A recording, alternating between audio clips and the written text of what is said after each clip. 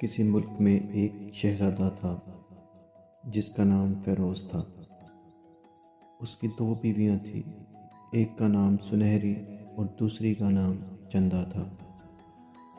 سنہری کے بال لمبے اور سنہرے رنگ کے تھے، جس کی وجہ سے اس کا نام سنہری تھا، اور وہ بہت ہی خوبصورت تھی۔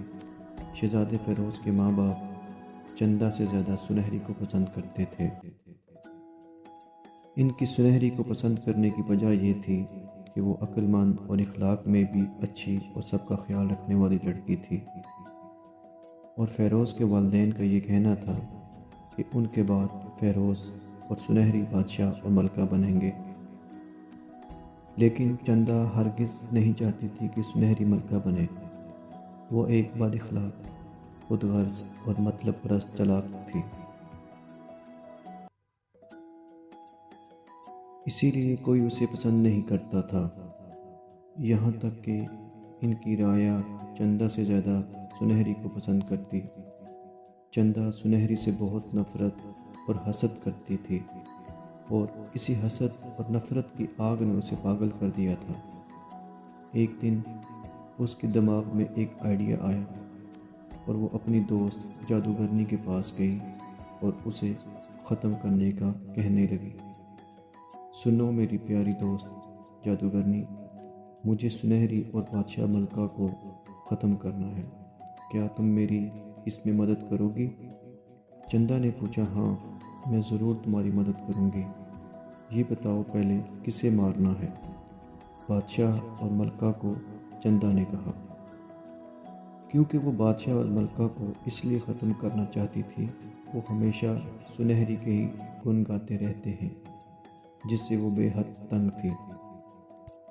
جادوگرنی نے اسے ایک شربت کی بوتل دی اور کہا کہ اسے بادشاہ اور ملکہ کے کھانے میں روزانہ 1 چمچ ملا دینا۔ چندا نے بالکل ایسا ہی کیا، اور کچھ دنوں میں بادشاہ اور ملکہ کی طبیعت بہت بگڑنے لگی۔ بادشاہ اور ملکہ کی اچانک طبیعت خراب دیکھ کر سنہری اور فیروز بہت پریشان ہوئے۔ انہوں نے بادشاہ اور ملکہ کا بہت علاج کروایا، مگر کسی کو ان کی بیماری سمجھ نہ آئی۔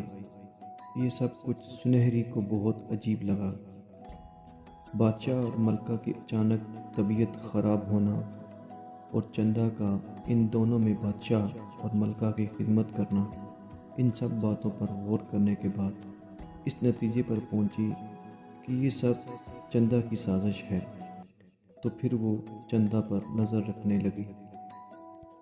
ایک دن جب چندا جادوگرنی کے پاس گئی تو سنہری بھی چپکے چپکے اس کے پیچھے گئی۔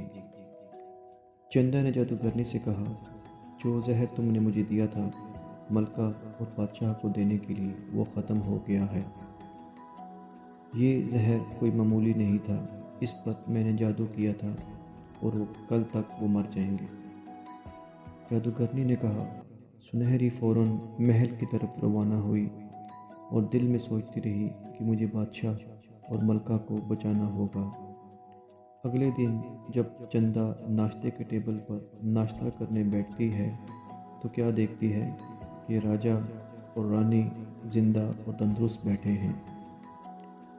اسے بہت غصہ آیا اور وہ دوپہر کو جادوگرنی کے پاس گئی اور کہنے لگی کہ یہ کیا ہوا؟ تم نے تو کہا تھا کہ وہ مر جائیں گے، لیکن وہ تو زندہ ہے اور بالکل ٹھیک ہیں۔ چندا نے کہا، لیکن میرا جادو تو کبھی ناکام نہیں ہوا، مجھے خود سمجھ نہیں آ رہا کہ کیا ہو رہا ہے۔ تبھی آواز آئی، کیا ہم سمجھائیں؟ وہ سنہری اور اس کے ساتھ ایک پری تھی جو ہوا میں اڑ رہی تھی۔ سنہری، تم اور یہ پری جیسی لڑکی کون ہے؟ چندا نے پوچھا۔ یہ میری دوست پری ہے، جس کی ایک دفعہ میں نے مدد کی تھی، اور اس نے مجھے انعام کے طور پر ایک خواہش مانگنے کو کہا۔ میں نے نہیں مانگی، تب سے یہ میری دوست بن گئی، اور اب تم اور تمہاری دوست 10 سال کے لیے بلی بن جاؤ گے، اور اتنی ہی دیر میں وہ دونوں سزا کے طور پر بلیاں بن گئیں۔ 10 سال بعد سنہری اور فیروز بادشاہ اور ملکہ بن گئے۔ اب چندا کو اس کے کیے کی سزا مل چکی تھی۔ اب وہ ہر ایک کو حسد اور نفرت کرنے سے منع کرتی ہے اور لوگ اب خوشی خوشی رہتے ہیں۔